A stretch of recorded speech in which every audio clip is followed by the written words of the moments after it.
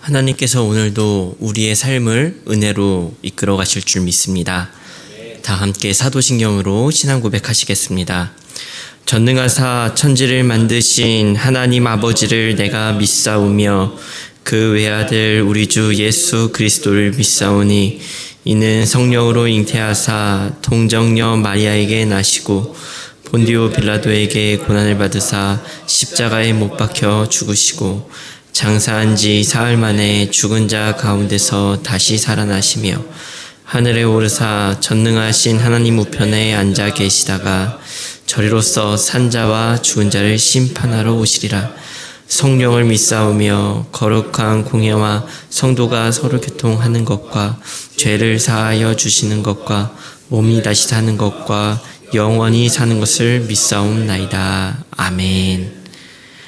다 함께 찬송가 384장 찬송 부르시겠습니다.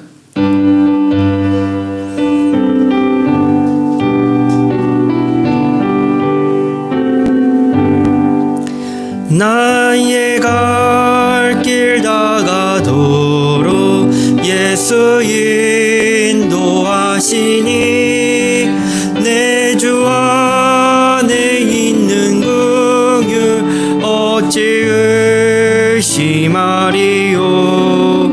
믿음으로 사는 자는 하늘 위로 받겠네.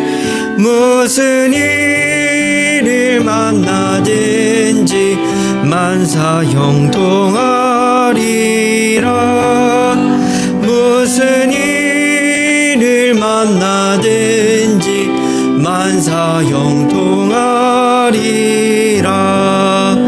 나의 갈 길 다가도록 예수 인도하시니 어려운 일 당할 때도 족한 은혜 주시네. 나는 심히 고단하고 영혼 매우 가라나 나의 앞에 반석에서 샘물 나게 하시네.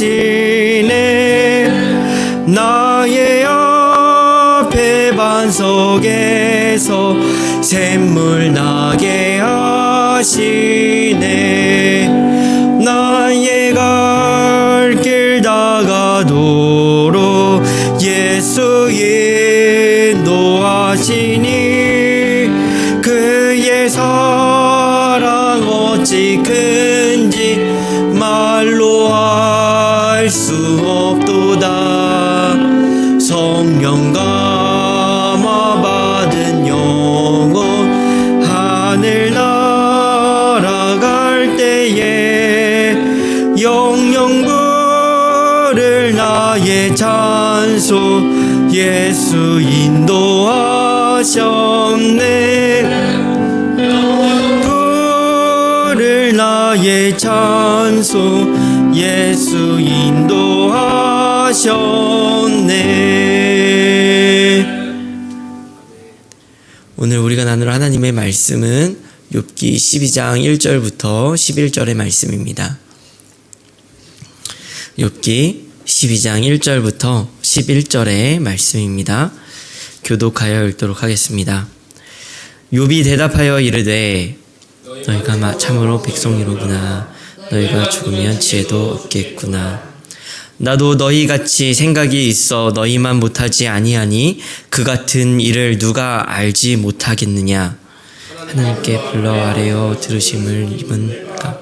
요셉의 웃음거리가 되었으니 의롭고 온전한 자가 조롱거리가 되었구나. 평안한 자의 마음은 재앙을 멸시하나 재앙이 실족하는 자를 기다리는구나. 너의 정욕은 하나님을 진노하게 하는 자 평안히 하나님이 그의 손에 후히 주심이니라. 이제 모든 짐승에게 물어보라. 그것들이 내게 가르치리라. 공중의 새에게 물어보라. 그것들이 또한 내게 말하리라. 땅에게 말하라. 내게 가르치리라. 바다의 고기도 내게 설명하리라. 이것들 중에 어느 것이 여호와의 손이 이를 행하신 줄을 알지 못하랴. 모든 생물의 생명과 모든 사람의 육신의 것을 다 그의 손에 있는 일 함께 읽도록 하겠습니다. 입이 음식의 맛을 구별함 같이 귀가 말을 분간하지 아니하겠느냐. 아멘. 우리가 잘 알고 있듯이 욥기서 4장부터 27장까지는 욥과 세 친구들이 하는 논쟁을 기록하고 있습니다. 특별히 이제 11장에서는 오늘 우리가 읽은 본문 전장인 11장에서는 소발의 그 말을 기록하고 있었고요. 그리고 욥은 12장부터 이제 반론을 제기하게 되는데요. 이 반론이 12장부터 14장까지 이제 이어지게 됩니다. 근데 이제 이 반론은요, 단순히 소발에 대한 그러한 반론이라기보다는 세 친구 전체에 대한 반론입니다. 그러니까 지금 이제 총 11장까지 해서 3명의 친구들이 다 욥에게 이제 이야기를 하게 되는데 그 첫 번째 사이클이 끝나게 되는 것입니다. 그래서 그것에 대한 대답으로 12장부터 14장까지 마무리가 되어지는데 이 부분을 이제 둘로 나누자면요. 12장 1절부터 13장 7절, 그러니까 내일까지 이제 묵상하게 될 말씀까지는 이제 친구들을 향한 그러한 욥의 반론이고 3장 18절부터 4장 22절까지는 하나님을 향한 것입니다. 그러니 내일까지 이제 우리가 묵상하게 될 말씀이 이제 욥의 친구들을 향한 욥의 반론이다라고 할 수 있습니다. 오늘 우리가 이 본문 말씀을 가지고요, 두 가지의 묵상을 함께 나누고자 하는데요. 첫 번째는요, 평온함이 재앙이 될 수 있다라는 것입니다. 평온함이 재앙이 될 수 있다. 그러면서 이제 5절은 이렇게 기록을 하고 있는데요. 평안한 자의 마음은 재앙을 멸시하나 재앙이 실족하는 자를 기다리는구나. 이렇게 기록을 하고 있습니다. 평온한 자의 마음이 재앙을 멸시한다라고 기록을 하고 있는 거예요. 세 친구들이 욥을 이해하지 못하는 이유, 어쩌면 이해할 수 없는 이유는 그들의 마음이 평온하기 때문이다라고 말을 하는 것 같습니다. 그들은 평온함 속에 있었던 것 같습니다. 어떻게 보면 마음으로나 삶으로나 많이 평온했던 것 같습니다. 승승장구하는 그들의 삶에서 고난을 찾아볼 수 없었고, 재앙은 잘못한 자에게나 찾아오는 그러한 그런 것으로 이해를 했던 것 같습니다. 그러한 관점에서 욥을 판단했던 것이죠. 소발은 11장 12절에서 이렇게 이야기를 합니다. 허망한 사람은 지각이 없나니 그의 출생이 들나귀 새끼 같으니라. 욥을 들나귀처럼 비유를 한 것입니다. 욥은 그 친구들의 무례와 오만함을 지적하였어요. 그래서 오늘 본문의 2절의 말씀에는 욥은 이렇게 대답하고 있습니다. 너희만 참으로 백성이로구나. 너희가 죽으면 지혜도 죽겠구나. 여기서 백성이라는 말은요, 사실 사람으로 이렇게 해석이 가능한데요. 조금 이해하기 쉽게 이제 옳게 번역하자면은 너희만 완전한 사람이구나. 나는 짐승이고 너희만 사람이구나 라고 말을 하는 거예요. 욥은 친구들의 그 변론을 강하게 거부를 하고 있는 것입니다. 너희가 죽으면 지혜도 죽겠구나. 그래, 너희 참 잘났다. 맹목적으로 자신의 입장만 강요하는 친구들의 오만함과 무례함에 대해서 딱 이야기를 하는 겁니다. 그렇지 않습니까? 사실 1등은요, 꼴찌의 마음을 잘 모릅니다. 노력만 하면 시험 성적이 오르는 사람은요, 노력을 해도 오르지 않는 사람의 마음을 모르는 거예요. 그게 왜 안 돼? 노력을 덜해서 그런 거야. 그 한마디가요, 오르지 않는 성적보다 더 아픈 것 아닌가요? 돈을 쉽게 잘 버는 사람은요, 아무리 노력해도 돈을 잘 못 버는 사람들의 마음을 이해하지를 못하는 겁니다. 어쩌면 욥에게 진짜 재앙은요, 자녀를 잃은 것, 재산을 잃은 것, 그런 것보다도요, 새 친구가 찾아온 것이요, 더 큰 재앙이었을 것 같아요. 자신들이 가진 평온함으로 모든 것을 해석하고 판단하는 겁니다. 저는 여기서 단순히 똑같은 환경에 처해야지만 이해할 수 있다라고 말을 하고 싶은 것은 아니에요. 그래서 이 지점에서 함께 묵상하고 싶은 두 번째는요, 진짜 재앙은 생각하지 않는 것이다 라고 하고 싶습니다. 자신을 이해하지 못하는 친구들을 향해서 욥이 하는 말이 무엇입니까? 보라는 거예요. 생각해 보라는 겁니다. 6절의 말씀은 이렇게 기록을 하고 있습니다. 강도의 장막은 형통하고 하나님을 진노하게 하는 자는 평안하니 하나님이 그의 손에 후히 주심이라. 세상을 두루두루 보아라. 세상에 악한 사람이 평안을 누리는 것을 보아라 라고 하는 거예요. 그 이후에 계속됩니다. 짐승에게 물어보아라. 공중의 새들에게 그 대답을 들어봐라. 땅에게 물어봐라. 바다의 고기도 너희에게 설명을 해줄 수 있을 것이다. 너희들이 추구하고 누리는 평온함에서 눈을 돌려서 세상 만사를 보아라. 어떤 것이 진짜냐? 자연의 논리가 무엇입니까? 요약하면 사실 약육강식 아닙니까? 강도 같은 짐승들이 군림하고 왕이 되어지는 세계가 자연의 세계가 아니겠습니까? 너무나도 당연한 이치이지만 욥의 친구들은요, 단 하나의 논리로만 세상을 바라보고 생각하는 거예요. 권선징악이죠. 물론 이것이 공의의 하나님께서 궁극적으로 이루실 것이며 하나님께서는 분명히 악을 미워하시고 선을 사랑하시는 분이십니다. 그러나 그 하나님께서 이 세상을 살아가는 우리에게 주신 질문이 있어요. 이 세상을 살아가는 그 과정 속에서 이 세상을 살아가면서 반드시 거쳐야 하는 우리들에게 주어진 질문이 있다는 것입니다. 그것은 바로 조금 어렵게 이야기를 하자면 신정론적 질문이에요. 욥은 그 질문을 친구들에게 던지는 것입니다. 신정론, 갑자기 어려운 말이 나왔지만요, 신정론이라고 하는 것은요, 바로 이런 것입니다. 하나님은 선하신데 왜 이 세상 가운데 악이 존재하느냐라는 것이에요.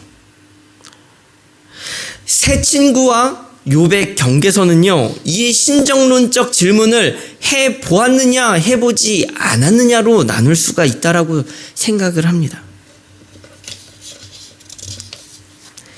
이 세상을 살아가면서 하나님께서 반드시 거치게 하시는 질문이 바로 이 신정론적 질문이에요. 선하신 하나님께서 왜 나의 삶 가운데 고난을 주시는가? 하나님께서 정말 선하신 분이십니까? 선하신 하나님께서 왜 이 세상 가운데 전쟁과 같은 끔찍한 일들을 이 세상 가운데 벌어지게 하십니까? 선한 누군가가 왜 죽음을 당해야만 하는 것입니까? 하나님이 정말 살아 계십니까? 하나님의 존재에 대해 질문을 하게 되는 겁니다. 왜 빈곤한 자는 더 빈곤하여지고 왜 부한 자는 더 부하여지는 것입니까? 이러한 질문들이요, 사실 주변을 돌아보면요, 널리고 널렸습니다. 욥기를 통하여 우리에게 주시고 모든 자연 만물을 통하여서 우리에게 주시는 질문이 이것인 것 같아요. 욥의 친구들에게는요, 이러한 질문이 없이 대답만 있는 것입니다. 그들의 진짜 문제는요, 삶의 평온함이 아니라 평온한 마음, 평온한 생각이라는 거예요. 짐승을 보아도 알 수 있고 바다를 보아도 알 수 있고 어떤 자연 만물을 보아도 알 수 있는 거예요. 하나님께서 보이시지만 동시에 이해되지 않는 것들도 존재하더라는 거예요. 악이 존재하더라는 겁니다. 친구들이 가지고 있는 착각은요, 이 악함을 보지 않고 죄를 보지 않는 것이 선한 것이라고 생각을 하는 거예요. 우리도 사실 쉽게 빠지기 쉬운 착각 중에 하나요. 그것을 믿음이라고 생각을 하는 겁니다. 그러니 그들의 삶에서의 경계선은 두 가지로 나뉘어지는 것입니다. 믿음이 없는 자와 믿음이 있는 자. 이분법적으로 나누어지는 것 아니겠습니까? 그러니 누군가를 진실로 사랑할 수 없고 누군가를 진실로 이해할 수가 없는 것이에요. 신정론적 질문은 어쩌면 하나님을 의심하는 것 같아 보일 것 같아요. 어떤 누군가는 이러한 질문들을 통하여 무신론에 빠지기도 합니다. 그러나 이러한 질문과 생각을 하지 않는 것은 더 큰 재앙을 낳을 수 있다는 것입니다. 욥의 대답을 보십시오. 욥은 이 고난을 통하여 신정론적 질문을 이어가는 거예요. 때로는 하나님께 반문하기도 하고 때로는 그가 이해할 수 없는 하나님을 향하여 한탄하기도 하며 때로는 자신의 인생을 저주하기도 하며 자신의 의로움을 외치기도 하고 그 길을 그렇게 찾아가는 것입니다. 그렇게 오늘의 본문에서 욥이 이런 말을 해요. 저는 이 말씀이 참 마음에 남는데요. 16절에는 이 말씀을 기록하고 있습니다. 우리가 함께 읽어봤으면 좋겠습니다. 함께 읽도록 하겠습니다. 능력과 지혜가 그에게 있고 속은 자와 속이는 자가 다 그에게 속하였으므로. 아멘. 속은 자와 속이는 자가 다 하나님께 속하였다. 다 하나님의 능하신 손 아래에 있다. 다 하나님의 운행하심 가운데에 있다. 욥은요, 이 질문들의 끝에요, 이러한 대답을 이어가는 것입니다. 이러한 고백이 우리의 삶에 있기를 간절히 소망합니다. 하나님께서 우리에게 살아가시는 그 삶은 악이 존재하지 않는 삶, 무조건 선한 것, 무조건 하나님 앞에서 의로운 사람이 형통함을 누리는 그러한 삶만을 우리에게 주시는 것이 아니에요. 그럼에도 불구하고 고백할 수 있는 것입니다. 다 하나님의 능하신 손 아래에 있다. 속은 자와 속이는 자, 그들이 다 하나님에게 속하였다라고 하는 것입니다. 우리의 삶 속에 진지한 신앙의 고민이 있기를 간절히 소망합니다. 때로는 신정론적 질문을 하나님 앞에서 과감히 던지는 우리가 되기를 간절히 소망합니다.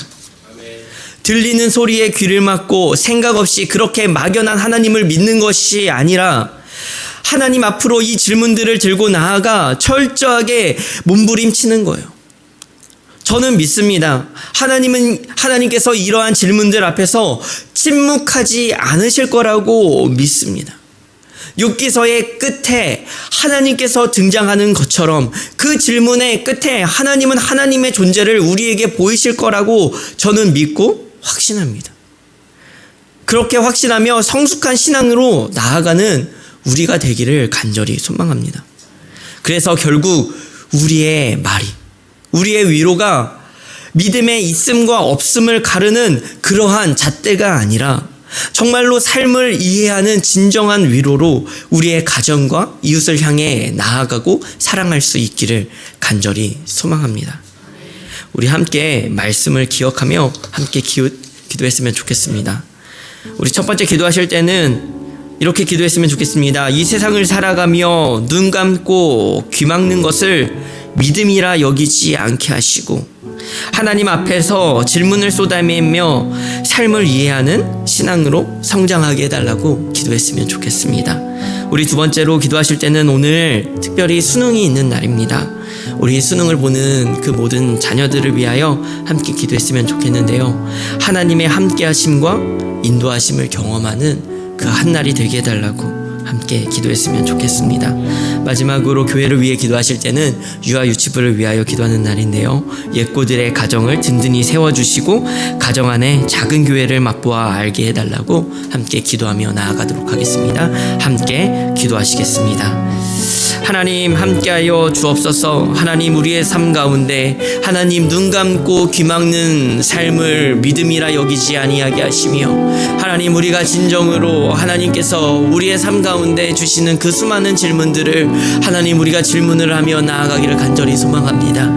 이 세상 가운데 악이 존재하고 이 세상 가운데 때로는 빈곤이 존재하며 이 세상 가운데 때로는 악이 승리하는 것 같아 보이고 이 세상 가운데 때로는 의인이 고난을 당하고 때로는 낙심하며 아픔을 당하는 그러한 현실들이 우리의 삶 가운데 있습니다. 하나님 우리가 이러한 현실들 속에 하나님 우리가 하나님 앞으로 나아갈 수 있는 귀한 은혜를 더하여 주옵소서. 더욱더 하나님 앞에서 몸부림치게 하시며 그렇게 더욱더 하나님을 향하여 우리가 나아가기를 간절히 소망하오니 하나님 우리가 이 삶을 아버지 하나님 진정으로 하나님 앞에서 몸부림치며 기도하며 나아가기를 간절히 소망합니다. 아버지 하나님 우리가 누군가의 삶을 믿음이 있음과 없음으로 이중잣대로 판단하지 아니하게 하시고 진정한 이 삶의 진지한 고민과 질문들을 통하여 삶을 이해하게 하시며 하나님 우리가 이 삶을 통하여 하나님 앞으로 더욱더 나아갈 수 있기를 간절히 소망하오니 하나님 우리의 삶 가운데 주여 인도하여 주옵소서. 아버지 하나님 우리는 너무나도 연약합니다. 아버지 하나님 우리는 날마다 주님을 의심합니다. 그러나 하나님 우리가 이 의심 가운데 더욱더 확신을 얻으며 나아가길 간절히 소망하오니 하나님 우리가 더욱더 그렇게 더욱더 성숙한 신앙으로 나아가길 간절히 소망하오니 하나님께서 하나님의 존재를 우리의 삶 가운데 보이시며 하나님의 존재가 우리의 삶 가운데서 증명되고 말씀되어질 수 있는 이 세상 가운데 전하여질 수 있는 그러한 삶이 되어질 수 있도록 주여 인도하여 주옵소서. 아버지 하나님 오늘 아버지 하나님 수능을 보는 우리의 자녀들이 있습니다. 그들이 아버지 하나님 오랜 시간 동안 갈고 닦으며 열심히 노력한 그 모든 아버지 하나님 수고가 아버지 하나님 결실을 맺게 하여 주옵시고 힘들고 아프고 아버지 하나님 어려운 그 시간들을 지나며 마음의 고민과 아버지 하나님 꿈과 비전이 없어 고민하고 있는 그들의 마음들을 위로하시며 아버지 하나님 그들을 향하여 진정으로 아버지 하나님 정말 주님께서 원하시는 그 뜻들을 그들 가운데 보이사 아버지 하나님 그들의 삶 가운데 아버지 하나님 주님의 인도하심을 누리며 살아갈 수 있는 그런 귀한 은혜가 있게 하여 주옵소서.